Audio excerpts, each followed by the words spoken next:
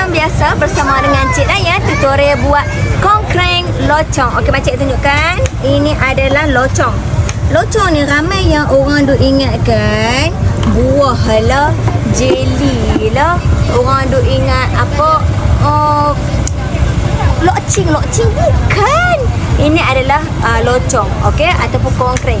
Dia kenyal-kenyal bila makan. Apa tak biasa duk pakai jelly gami kan? Tapi tu bukan jelly. Ini apa tengok? Locong ni Cik Daya masak sendiri, nampak? Sedap apa tu tengok? Berpalut dengan kristal dia. Okey. So ini adalah bahan untuk Cik Daya buat locong. Okey, Cik tunjuk kat apa? Kak Cik ni bagi nampak. Punya nak tunjuk nah. Okey. So ini locong yang pakai dapat bila beli. Okey, kita akan bagi 1 skop sagu. Okey, jelly. Okey, pearl. Kita ada kelapa laut. Kadang-kadang kita bagi nata di koko juga nah. Lepas tu kita ada juga ni apa ni? Ini adalah jelly. Nampak? Sedap jelly ni. Masa manis ya. Lepas tu kita bagi juga ni. Tada.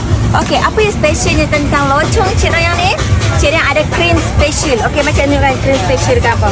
Okey, ni cream special yang Cik Daya buat sendiri. Bismillahirrahmanirrahim. Okey, nampak? Okey, cream special. Okey, ada orang kata cream special ni nak buat 3-4 skop boleh tak? Tak boleh mbak. Sebab dia ada sukatan dia dan nanti dia rasa terlalu manis. Lepas tu nampak. Okey, ni hasil yang tanpa letak susu lagi. Tanpa letak ais. Ini kita letak susu special juga. Dan kalau berkata alah nampak banyak ais dia apa? Sebab kita sukat semua. Kalau Cik letak ais dulu pun pakai dapat macam ni nah. Okey, so apa tengok ni? Cik tunjukkan Cik nak letak ais. Okey, tengok ni. Cik ambil ais tunjuk. Okey, ini biasa yang tunjuk ais. Tu dah.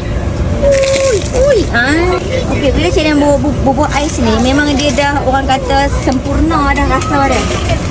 Rasa yang sempurna. So, hampa kocok, kacau.